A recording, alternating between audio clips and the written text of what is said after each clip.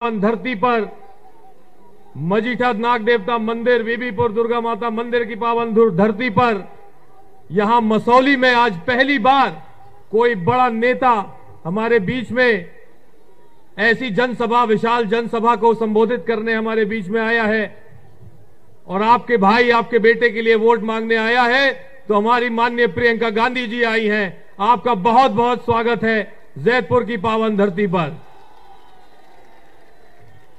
हमारे बीच में पूर्व सांसद और हमारे सबके चहेते नेता डॉक्टर पीएल पुनिया साहब मौजूद हैं। हमारे जिला अध्यक्ष मोहम्मद मोहसिन साहब हैं।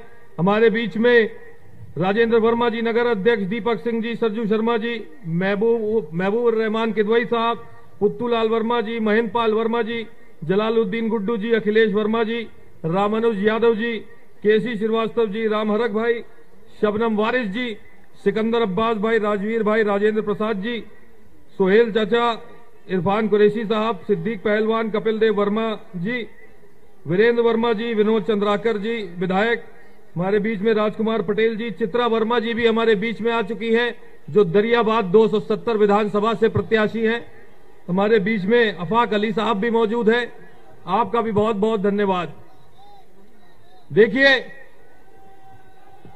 देखिए आप सबका उत्साह देख करके ऐसा लग रहा है कि इस बार इस सीट पे जीत तय है।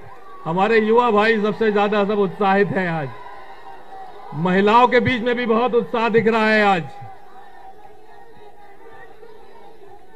देखिए बस थोड़ा सा शांत हो जाइए। आज मैं आप सबके बीच में एक ऐसी महिला आई हैं, एक ऐसी हमारी नेता आई हैं जिन्होंने पूरे उत्तर प्रदेश में इतना संघर्ष किया है कि आज भारतीय जनता पार्टी, समाजवादी पार्टी के लोग थर थर कांपते हैं जहां पे आप चली जाती, जिस जिले में आप चली जाती। लोग डरते हैं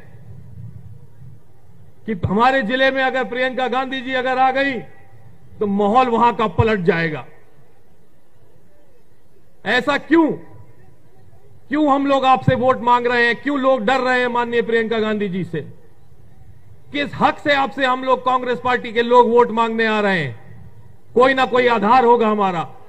दूसरे लोग जाति धर्म के नाम पे मांगते हैं, बिरादरी के नाम पे मांगते हैं। दूसरे लोग बड़े बड़े नेताओं के चेहरे के नाम पे मांगते हैं। लेकिन माननीय प्रियंका गांधी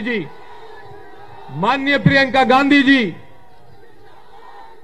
अपने काम के नाम पे, अपने संघर्ष के नाम पे और पूरे उत्तर प्रदेश में जो उन्होंने जितने लोगों की बात सुनी, उनकी मदद करी है, उसके नाम पे आपके बीच में वोट की गुहार लगाती। किस आधार पे हम आपसे वोट मांगते हैं? मैं आप सबसे पूछना चाहूंगा। कई लोग मुझसे ये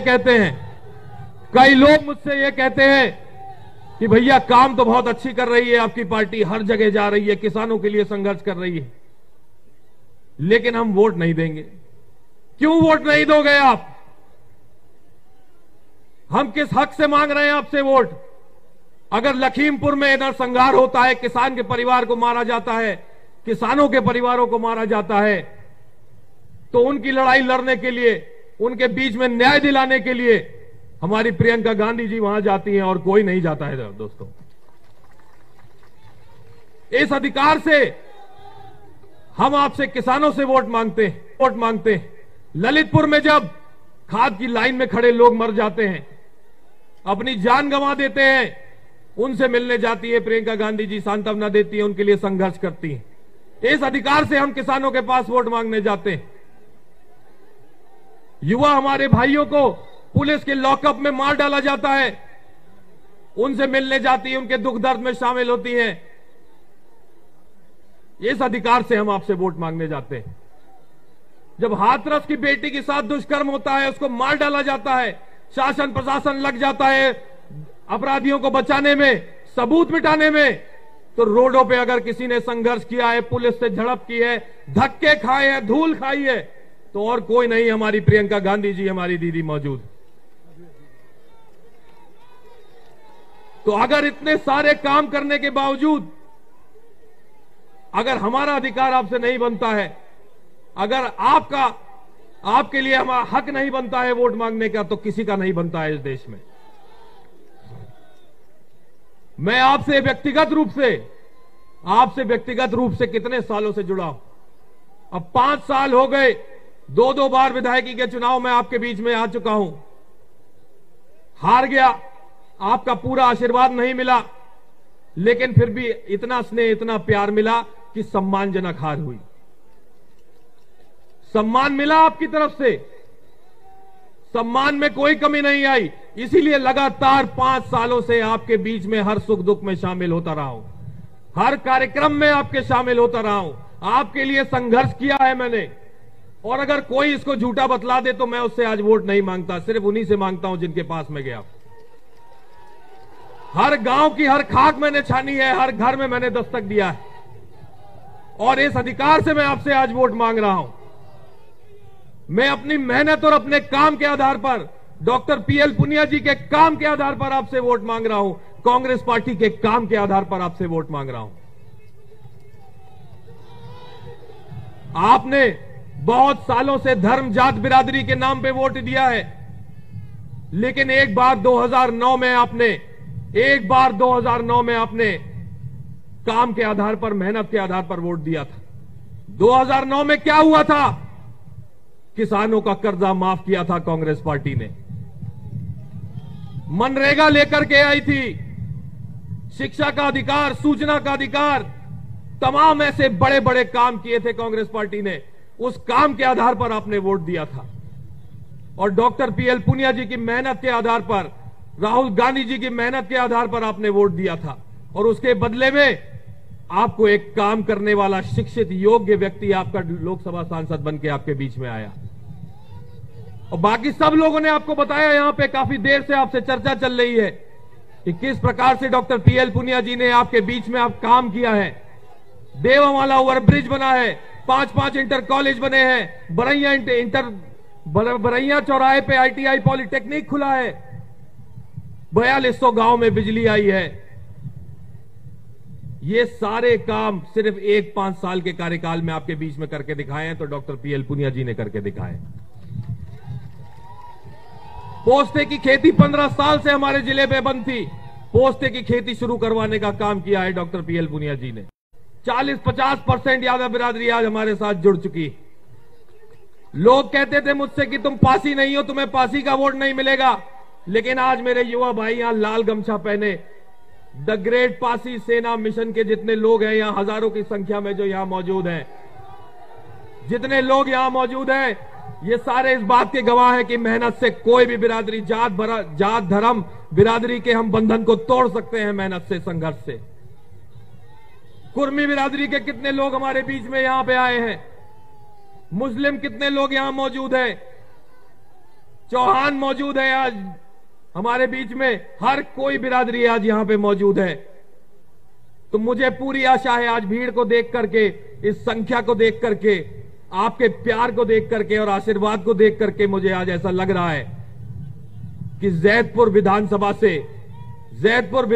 से आप सब लोग अपने रिश्तेदार और परिवारों के साथ मिलकर के चौथे नंबर पे जो हाथ के पंजे वाला बटन है, उस बटन को दबा करके और माननीय प्रियंका गांधी जी के झोली में ये जैदपुर विधानसभा की सीट का जरूर डालेंगे। बहुत बहुत धन्यवाद आप सभी का कि आपने इतना प्यार दिखाया, इतना आशीर्वाद दिखाया और इतनी अच्छी संख्या में निकल करके आए। विशेष रूप से हमारी माताएं बहनें जो यहाँ मौजूद हैं, मेरे ख्याल से बाद में भी अंदर तक सब महिलाएं बैठी हुई हैं। बहुत बहुत धन्यवाद आप सभी का। जय हिंद, जय कांग्रेस। अच्छा, इधर भी महिलाएं, आप सभी का भी बहुत बहुत धन्यवाद कि आप निकल करके आई हैं। जय हिंद, जय भारत, जय कांग्रेस, जय प्रियंका गांधी। धन्यवाद तनुज भैया। साथियों, मैं महिला कांग्रेस कमेटी की अध्यक्ष शबनम वारिस जी से चाहूंगा कि प्रियंका जी को सूत की माला भेंट करके उनका स्वागत करें। आप लोग जोरदार तालियां बजा के उनका स्वागत करें। बड़ी संख्या में नौजवान यहां पर आए हैं। 18 साल के वोटर को मतदाता बनाने का काम हमारे नेता राजीव गांधी जी ने किया था, और आज एक बार फिर प्रियंका जी ने साथियों, प्रियंका जी का बिगुल बजा तो जाग उठी तरुणाई है। प्रियंका जी का बिगुल बजा तो जाग उठी तरुणाई है। उठो जवानों तिलक लगाने क्रांति द्वार पर आई है। उठो जवानों तिलक लगाने क्रांति द्वार पर आई है। कौन चल रहा आज प्रदेश से भ्रष्टाचार मिटाने को, बर्बरता से लोहा लेने, सत्ता से टकराने को। फिर देखो ये सत्ता कितनी पागल है, बौराई है। प्रियंका जी का बिगुल बजा तो जाग उठी तरुणाई है। मैं आमंत्रित करता हूं कर्मयोगी सांसद डॉक्टर पीएल पुनिया जी को कि हमें और बाराबंकी की सरजमी पर प्रियंका जी का स्वागत करें। आप लोग जोरदार तालियां बजा के कर्मयोगी सांसद डॉक्टर पीएल पुनिया जी का स्वागत करें।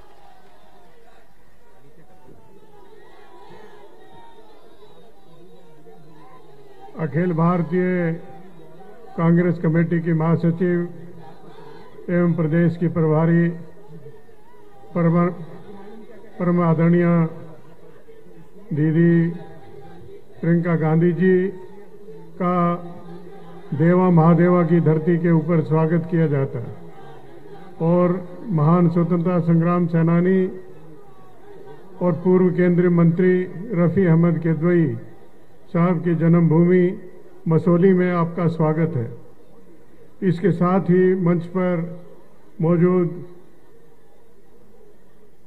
मोहसिन जिला कांग्रेस कमेटी के अध्यक्ष श्री मोहसिन राजेंद्र वर्मा जी, दीपक सिंह जी, सरजू शर्मा जी जो संचालन कर रहे हैं, महबूब रहमान किदवई साहब, पत्तूलाल वर्मा जी, महेंद्रपाल वर्मा जी, जलाउद्दीन गुड्डू जी, अखिलेश वर्मा जी, रामानुज यादव जी, केसी श्रीवास्तव जी, रामरख रावत जी, बहन श्रीमती शबनम वारिस जी, विजयपाल गौतम जी, सिकंदर अब्बास रिजवी साहब, राजवीर वर्मा जी, राजेंद्र प्रसाद जी, सैयद सुहेल भाई, इरफान कुरैशी जी, सिद्दीक पहलवान साहब, कपिल देव वर्मा जी, वीरेंद्र यादव जी, विनोद चंद्राकर जी, राजकुमार पटेल जी, श्रीमती चित्रा वर्मा जी, प्रत्याशी दरियाबाद विधानसभा 270, आफाक अली साहब, इनका भी विशेष रूप से स्वागत है।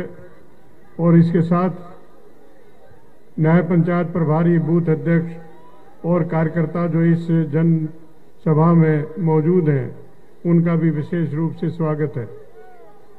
इस जनसभा में आपका आगमन एक ऐतिहासिक घटना है। मसौली में देश के प्रथम प्रधानमंत्री पंडित जवाहरलाल नेहरू जी का आगमन 25 अक्टूबर 1954 में हुआ था और लगभग 68 साल के बाद गांधी नेहरू परिवार के किसी सदस्य का आज मसौली में आगमन हुआ है। आपकी सक्रियता से कांग्रेस पार्टी को विशेष मजबूती मिली है। जहां जहां भी दलित, आदिवासी, महिला, वंचित वर्ग के पर अत्याचार व उत्पीड़न की घटना होती है तो सबसे पहले वहां पर पहुंचने का काम किया जाता है। चाहे सोनभद्र का मामला हो, चाहे हाथरस का मामला हो या उन्नाव के मामले हों, ये पाएगा कि सरकार न्याय देने के बजाय अपराधियों को ही संरक्षण दे रही है और उल्टा पीड़ित पक्ष को बदनाम कर दोषी ठहराने का काम कर रही है। लेकिन आपकी दमदार उपस्थिति एवं सक्रियता के कारण पीड़ित परिवारों को न्याय मिला और भाजपा सरकार का असली चेहरा सामने आ सका।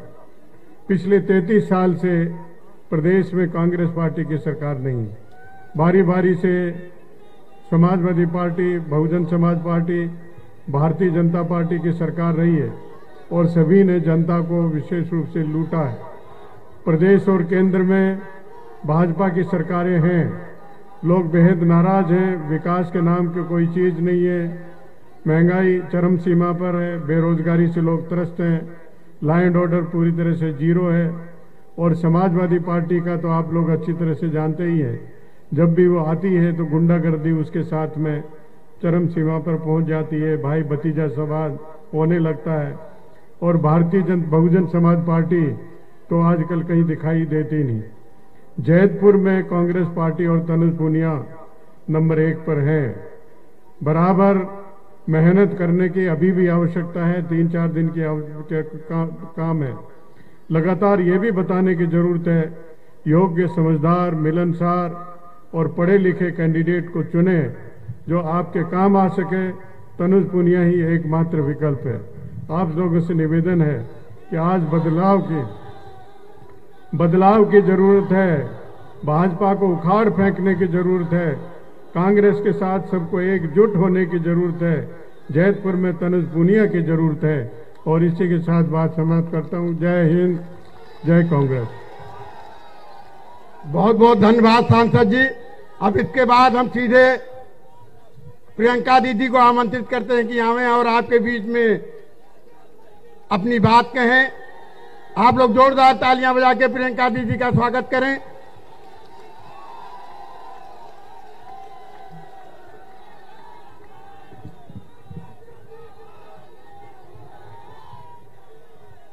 बहनों और भाइयों, आप सबका इस सभा में बहुत बहुत स्वागत।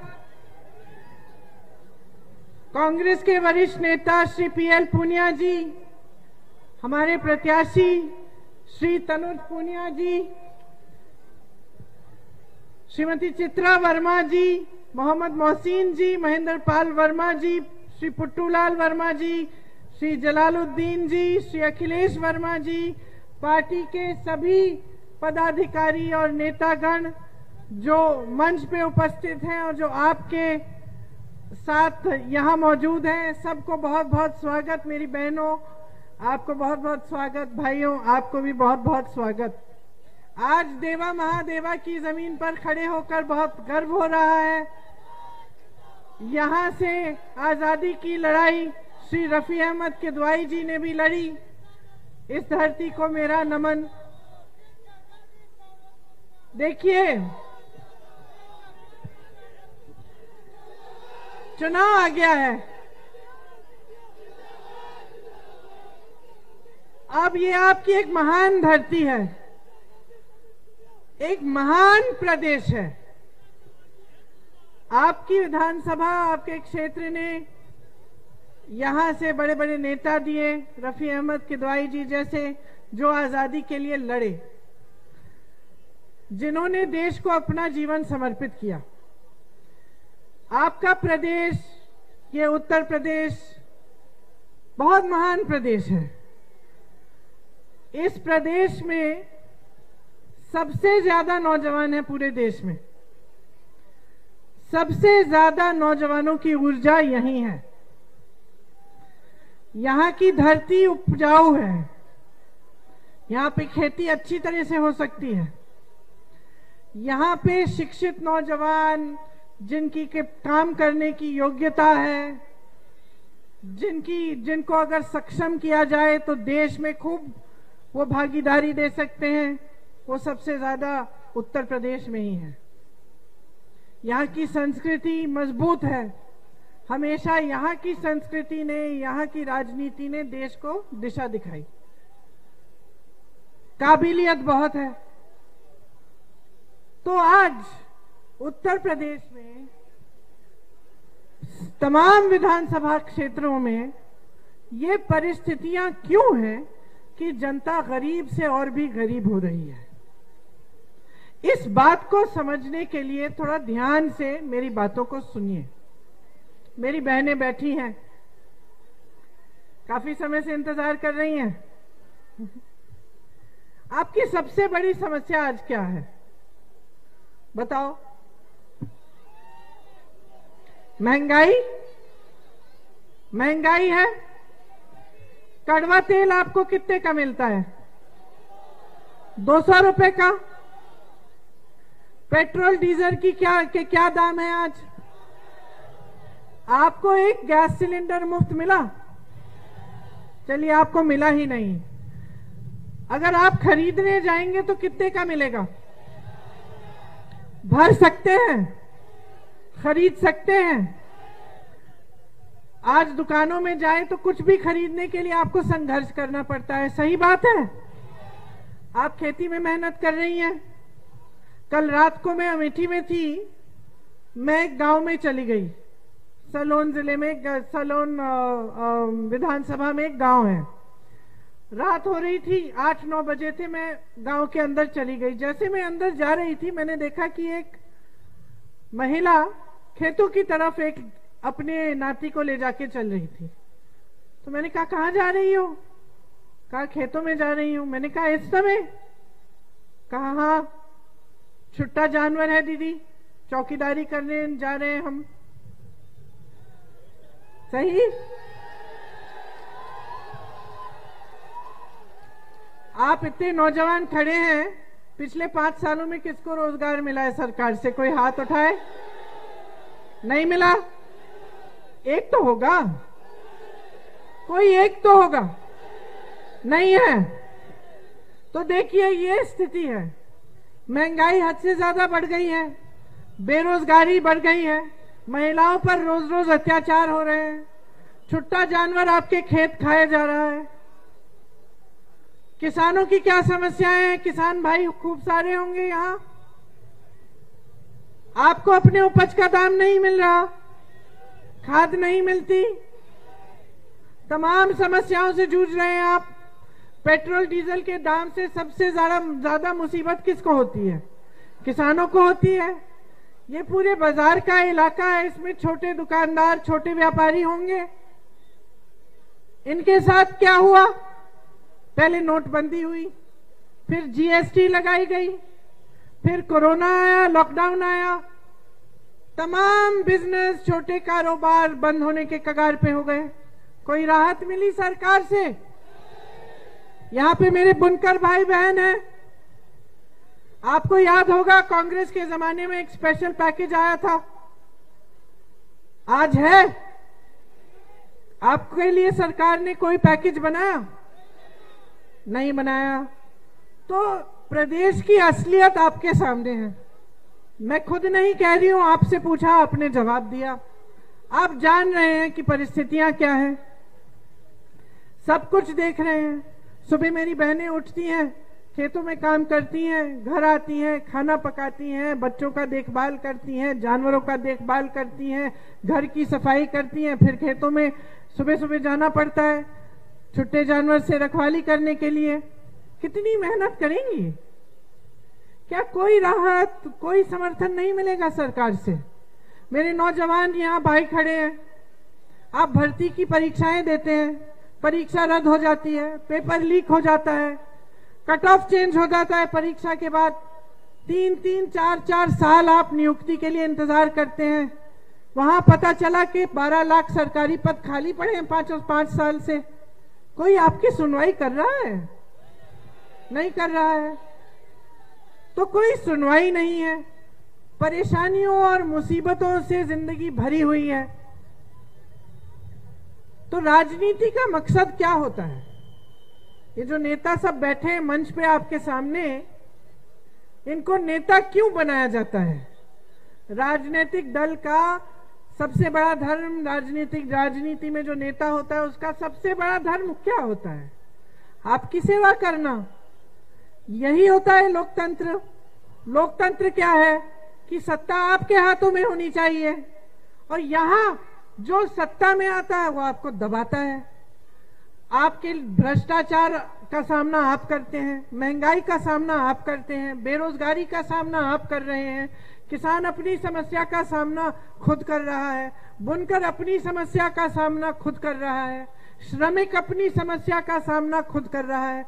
कोई मदद नहीं कर रहा है, कोई सहायता नहीं है, उल्टा जब आप आवाज उठाते हैं तो आपको दबाया जाता है, दमन किया जाता है। तो ये लोकतंत्र भी नहीं है।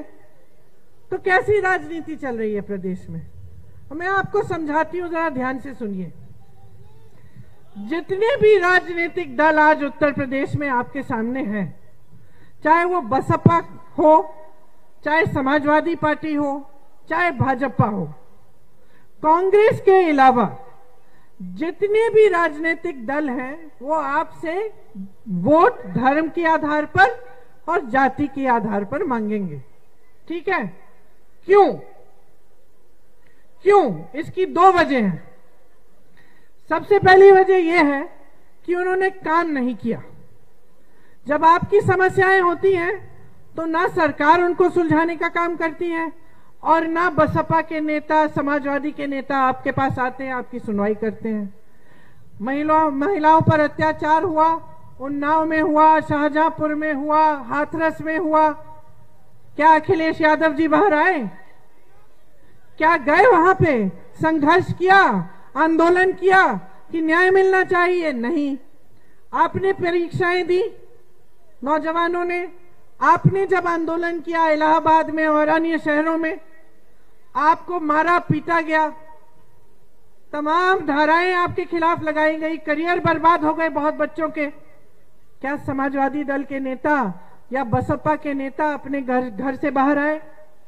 कोरोना हुआ, लॉकडाउन में तमाम जो प्रवासी श्रमिक थे, मजदूर थे, जो दिल्ली गए हुए थे काम करने के लिए, जो नौकरियां वहां करते हैं, उनको भाजपा की सरकार ने भगवान भरोसे छोड़ दिया। क्या समाजवादी दलों के नेताओं ने, क्या उनके कार्यकर्ताओं ने, उनके पदाधिकारियों ने आपकी मदद की? नहीं की। कांग्रेस पार्टी ने वापस आने का इंतजाम किया, यहां तक कि आज प्रधानमंत्री नरेंद्र मोदी जी कह रहे हैं कि कांग्रेस पार्टी ने मदद करके पाप किया। वो कह रहे हैं हमने मदद की, आपको घर पहुंचाया, जहां जहां आप पैदल आ रहे थे वहां लंगर लगाए, कोरोना आया, दवाइयां बंटवाई, ऑक्सीजन का इंतजाम कराने की पूरी कोशिश की। लेकिन समाजवादी दल, बसपा के नेता दिखे ही नहीं। उनके पदाधिकारी, उनके कार्यकर्ता सब घर में दुबके हुए थे। सीए एनआरसी में क्या हुआ? दुबके रहे अपने घर में, बाहर नहीं आए। कांग्रेस पार्टी ने आपके लिए 3 सालों से संघर्ष किया। अब ये पार्टियां क्यों नहीं कर रही हैं? ये विपक्ष की पार्टियां क्यों नहीं कर रही हैं? क्योंकि आपके हित में काम नहीं करना चाहती। वो जानती हैं कि चुनाव के समय जब धर्म और जाति के आधार पर वोट मांगेंगी, आप दे दोगे आंख मूंद कर। आपने बुरी आदत डाल दी। भाजपा भी वही चीज जानती है। भाजपा की सरकार है, आज कुछ भी कर सकती थी। 5 सालों से सरकार है, 12 लाख रोजगार के पद खाली रखे हैं। आज कह रहे हैं कि हमने 4 लाख पद के एप्लीकेशन खुलवाए और रोजगार देंगे। भाई 5 साल से क्यों नहीं किया? आज हवाई अड्डों के शिलान्यास हो रहे हैं, 5 सालों से क्यों नहीं किए? अब तक तो हवाई अड्डे तैयार हो जाते। आज कह रहे हैं कि महंगाई कम करेंगे, महंगाई बढ़ती चली जा रही है। अचानक महिलाएं याद आ गई इनको, कह रहे हैं कि महिलाओं के लिए हम सारी योजनाएं बनाएंगे, महिलाओं को हम पैसे भेजेंगे खाते में, महिलाओं के लिए हम मुफ्त ये देंगे, मुफ्त वो देंगे। आज क्योंकि चुनाव आया है, 5 सालों से सरकार थी, भैया कहां थे आप? क्या किया आपने? कुछ नहीं किया। तो जब कुछ किया ही नहीं है और ना कुछ करने का इरादा है, तब स्पष्ट है कि आप आकर धर्म की बात करोगे, जाति की बात करोगे, लोगों के जज्बातों को उभारोगे और उस समय वोट ले लोगे उनसे चुनाव के समय। अब ये बहुत बुरी आदत हो गई है, सालों से चल रही है उत्तर प्रदेश में। पहले आपने जाति के आधार पर बसपा को जिताया था, फिर आपने जाति और धर्म के आधार पर समाजवादी को जिताया, फिर आपने भाजपा को जिताया धर्म के आधार पर। आपको क्या मिला? क्या मिला मैं जानना चाहती हूं। रोजगार मिले, महंगाई कम हुई, किसानों को कोई सुविधा मिली, कोरोना आया, सेहत की सुविधाएं मिली। आप मेहनत से अपने बच्चों को पढ़ाते लिखाते हो, किस लिए? किस लिए? कुछ लोग कहते हैं कि भाजपा ने एक बुरा राशन दिलवा दिया, भाजपा ने खाते खुलवा दिए, उसमें थोड़े बहुत पैसे भिजवा दिए।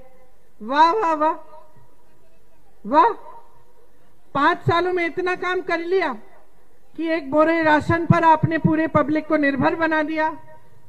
आपने गरीब रखा है लोगों को जानबूझ के। आपको रोजगार इसलिए नहीं मिल रहे हैं कि रोजगार नहीं है, आपको रोजगार इसलिए नहीं मिल रहे हैं क्योंकि आप बेरोजगार रहोगे। आप नौजवान हो, आप में ऊर्जा है, आप में गुस्सा चढ़ेगा, आप में आत्मविश्वास नहीं होगा, इसलिए आपको फुसलाना आसान हो जाएगा। इसीलिए जब आपके सामने धर्म की बात होगी और जाति की बात होगी तो आपके जो जज्बात है उनके आधार पर आप वोट दे दोगे। आप पढ़ोगे, लिखोगे, सशक्त बनोगे, कमाओगे, घर पे अपनी कमाई लाओगे, माँ बाप का देखभाल करोगे, परिवार का देखभाल करोगे, तो कौन आपको फुसलाएगा जी? आप उनसे पूछोगे विकास कहाँ है, क्या किया है तुमने हमारे लिए? वो जानते हैं, अच्छी तरह से जानते हैं। जानबूझ के जनता को गरीब रखा जा रहा है। जानबूझ के इस देश की जितनी भी संपत्ति है, जितनी भी वो संस्थाएं हैं जिससे रोजगार पैदा होते थे, BHEL, HAL, NTPC, रेलवेज, नाम लीजिए, जानबूझ के उनको बड़े बड़े उद्योगपतियों को बेचा जा रहा है। आज 2 ऐसे बड़े उद्योगपति हैं जो पूरी मीडिया को चलाते हैं, जो पूरी सरकार को चलाते हैं, जिनके पैसों से सरकार चल रही है और पूरी देश की संपत्ति उनको बेची जा रही है। रोजगार कहां से आएंगे? दुकानदारों को, छोटे बिजनेस वालों को तो आपने खत्म कर दिया। जो ये छोटे मैन्युफैक्चरिंग के यूनिट होते हैं, छोटे बिजनेस वाले होते हैं, यही तो रोजगार दिलवाते हैं। किसानी में कितना रोजगार है, आपने तो उनको भी खत्म कर दिया। किसानों को आपकी पद खाली पड़े हैं, आप वो भी नहीं दे रहे हैं। तो जहां से रोजगार आना था उसको तो तुम, उस साधन को तो आपने बंद ही कर दिया। वो तो सारा बिक रहा है आपके दोस्तों को। तो रोजगार कहां से दोगे? तो मंच पे खड़े होकर ये कहने का क्या मतलब है कि हम 25 लाख 70 लाख रोजगार दिलवाएंगे? झूठ है, नहीं दिलवाया, 5 सालों से नहीं दिलवाया।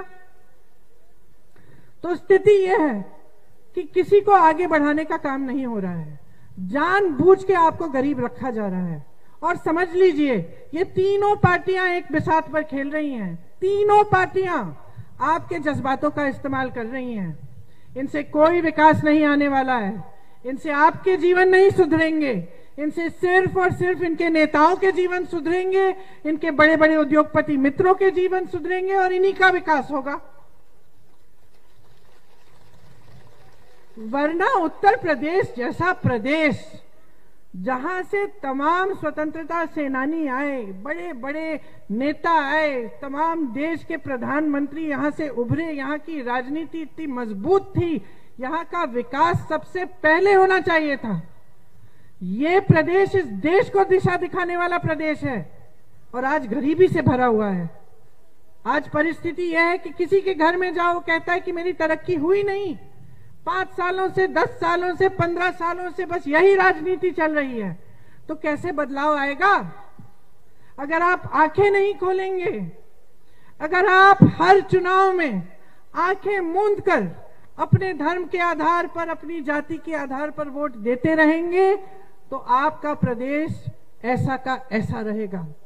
आपको इस खाई में से कोई नहीं निकाल पाएगा जिसके अंदर आपको जानबूझ के डाला गया है ताकि ये लोग फूले फले आगे बढ़ें, आप गरीब रहें, आप असुरक्षित रहें, आप सशक्त नहीं हो। क्योंकि जब तक आप गरीब रहेंगे, जब तक आप असुरक्षित रहेंगे, जब तक आपके लिए कोई ऐसे साधन और संसाधन नहीं बनाए जाएंगे जिससे आप आगे बढ़ पाए, तब तक आप इस धर्म और जाति की जाल में फंसे रहेंगे। ये सच्चाई है इस प्रदेश की। आज कांग्रेस पार्टी कुछ घोषणाएं कर रही है, खोखली घोषणाएं नहीं है ये, और मैं आपको समझाती हूं 2 मिनट में क्या है। आप छुट्टे जानवर की समस्या है, छुट्टे जानवर की समस्या सालों से चल रही है। मेरे सामने तो 3 सालों से चल रही है। जब से पिछला चुनाव था तब से मैं चीख रही हूं, चिल्ला रही हूं, हर मंच से कह रही हूं कि बहुत बड़ी समस्या है, इसको हल करना है। मैंने मुख्यमंत्री जी को चिट्ठियां लिखी है इसके बारे में। आज देश के प्रधानमंत्री, सर्वज्ञानी, अंतर्यामी, जिनको हर चीज की संज्ञान होती है, आज वो आपके सामने खड़े होकर कहते हैं कि मुझे तो संज्ञान ही नहीं था, मैं तो जानता ही नहीं कि उत्तर प्रदेश, राजस्थान, उत्तराखंड, सब जगह ये सबसे, छत्तीसगढ़, ये सबसे गोबर खरीदेंगे आपसे। गोबर का हम गोबर गैस बनाएंगे, गोबर गैस से आपकी सुविधा होगी। गोबर का हम स्वयं सहायता समूह को देकर खाद बनवाकर स्वयं सहायता समूह से वो गोबर की बनी हुई खाद खरीदेंगे। आप छुट्टे जानवर को घर पे रखिए, देखभाल करिए, आपकी भी कमाई होगी। समस्या खत्म, समस्या खत्म हो गई है। कांग्रेस पार्टी कह रही है कि उत्तर प्रदेश में भी यही योजना लागू करेंगे, आपकी ये समस्या हल हो जाएगी। हम कह रहे हैं कि किसानों के कर्ज हमने पहले माफ किए थे, हम दोबारा माफ करेंगे, पूरे कर्ज माफ होंगे आपके। मेरे दुकानदार भाई जो बाजार में दुकानें खोले हुए हैं, जो कोरोना के समय, लॉकडाउन के समय भी बड़ी बड़ी बिजली बिल भरने की कोशिश कर रहे थे, कर्ज लिए, जो आपका कोरोना का बकाया है बिजली बिल का, वो हम साफ करेंगे। बिजली बिल सबकी आधी हो जाएगी। आज की जो समस्या है कि बड़ी बड़ी बिलें आ रही हैं, आप दे नहीं पा रहे हो, वो खत्म हो जाएगी। हम नौजवानों के लिए भर्ती की प्रक्रिया को पारदर्शी बनाएंगे। एक जॉब कैलेंडर होगा, उसमें भर्ती के लिए परीक्षा का दिन, रिजल्ट का दिन और नियुक्ति का दिन एक 6 महीने के अंदर अंदर कैलेंडर में होगा। कोई इससे खिलवाड़ करने की कोशिश करेगा तो हम कानून लाएंगे कि उस पर हम कार्रवाई लिख कर पाए। इसी तरह से मेरी बहनें, आज आप अस्पताल में जाती हैं, आपको पुरुष डॉक्टर मिलते हैं, हम आपके लिए हर अस्पताल में महिला डॉक्टर, महिला नर्स ब्लॉक के स्तर पर रखना चाहते हैं। आपके लिए मोबाइल फोन मुफ्त मिलेगा जो छात्राएं हैं, ताकि ऑनलाइन पढ़ाई कर पाएं। जो छात्राएं स्कूल से आगे इंटर पढ़ना चाहें, उनके लिए स्कूटी। आपको आज 1 सिलेंडर मुफ्त में देकर कह रहे हैं ना कि एहसान कर रहे हैं आप पे, हम कह रहे हैं 3 ले लीजिए, लेकिन आप सशक्त बनिए। 40% रोजगार, सरकारी रोजगार महिलाओं के लिए हम देंगे। 25% पुलिस में भर्तियां महिलाओं की होंगी। महिलाओं की सुरक्षा के लिए अगर आप पर अत्याचार होगा और 10 दिन के अंदर अंदर FIR दर्ज नहीं होगा अपराधी के खिलाफ, तो जो अधिकारी उसको रोक रहा है उसका सस्पेंशन का कानून लाएंगे।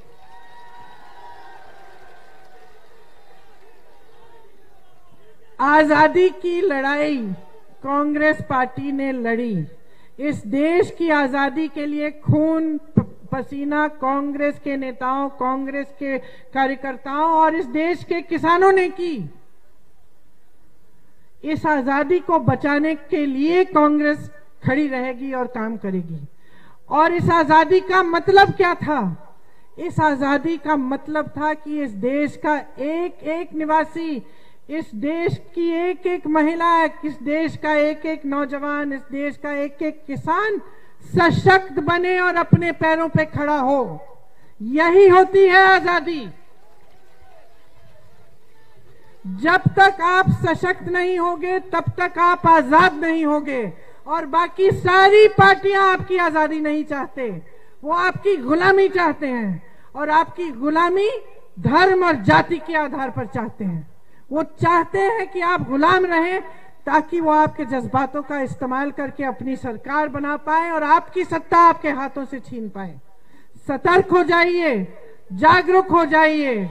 आप एक ऐसी पार्टी को चुनिए जो आपके लिए समर्पित हो, जो आपके विकास का काम करे। बुनकरों के लिए पिछले सरकारों में एक पैकेज होता था, हम कह रहे हैं कि आपके लिए स्पेशल पैकेज लाएंगे और बिजली की फ्लैट रेट होगी। हम सबके लिए सिर्फ विकास चाह रहे हैं। हम चाह रहे हैं कि आप सशक्त बनो, क्योंकि हमारी पार्टी आजादी के लिए लड़ी। हम चाहते हैं कि आप आजाद हो इस तरह की राजनीति से जो आपके जज्बातों का इस्तेमाल करे, धर्म का इस्तेमाल करे। नेता का धर्म एक है, सेवा। मुसलमान धर्म में वो लिखा है, हिंदू धर्म में है, बौद्ध धर्म में है, सिख धर्म में है, ईसाई धर्म में है। किसी भी धर्म को देख लो, सब धर्म कहेंगे नेता का सबसे बड़ा धर्म है जनता की सेवा करना। जो नेता धर्म का इस्तेमाल करता है अपनी सत्ता के लिए, अपनी महत्वाकांक्षाओं के लिए, वो पाप करता है, वो धार्मिक नहीं होता है। उसे पहचानिए, पहचानिए अच्छी तरह से। और इस चुनाव में अपने भविष्य के लिए, अपने उन बच्चों के लिए जिनके लिए आप दिन रात मेहनत करते हो, उनके भविष्य के लिए आप एक सरकार ऐसी चुनो जो दिन रात आपके लिए काम करे। आपको पीड़ा हो, आपके पास आए उसके नेता। आपको दुख हो, उस दुख को सुलझाने की कोशिश करें। आपकी समस्या हो, उस समस्या को सुलझाने की योजना बनाएं। आपके क्षेत्र में विकास नहीं है, आपका विकास करने का पूरा प्रयास करें। यही है सही राजनीति। और मैं आपसे आग्रह करने आई हूं कि इस सही राजनीति, इस सच्चाई पर आधारित राजनीति, इस नई राजनीति को आप समर्थन दें और आप अपने विधानसभा से शुरू करें। आपके पास एक नौजवान प्रत्याशी हैं, आपके लिए समर्पित हैं। इनको आगे बढ़ाकर अपने भविष्य को मजबूत बनाइए। आप सबको बहुत बहुत धन्यवाद। खूब ध्यान से मेरी बातें सुने। बहनों, ये बातें याद रखना, जब वोट डालने जाओगे इन बातों को याद रखना। किसी की बातों में गुमराह नहीं होना है, अपने भविष्य के लिए वोट डालना है। बहुत बहुत धन्यवाद। जय हिंद। धन्यवाद प्रियंका दीदी। अब मैं जिला कांग्रेस कमेटी के अध्यक्ष से चाहूंगा कि हमें मोहम्मद मोहसिन साहब धन्यवाद ज्ञापित करें। मोहम्मद मोहसिन साहब। बहुत बहुत धन्यवाद। आज देवा महादेवा की इस पावन धरती पर, रफी अहमद किदवाई साहब की सरजमी पर मैं अपनी दीदी, अपनी नेता, जिनको भी आप सुन रहे थे, आदरणीय प्रियंका गांधी जी का बहुत आभार जताता हूं कि वो इस चुनावी सभा में आई और आप सब ने बहुत गौर से उनको सुना। आप सबका शुक्रिया। पिछले 1 घंटे से मैं बोल रहा था, अदा कर चुका हूं। अब अगर आप लोगों की तरफ से एक वादा मैं कर लूं दीदी से, तो वादा आप पूरा करोगे? तो दीदी, वादा वो ये है कि जादू अब नहीं किसी के चलने वाले, जादू अब नहीं किसी के चलने वाले, हम हवाओं के रुख को बदलने वाले हैं। इंसाफ, सच और अमन के परचम में है बहन, हम तेरे साथ चलने वाले हैं। बहुत बहुत शुक्रिया। जय हिंद, जय भारत, जय कांग्रेस।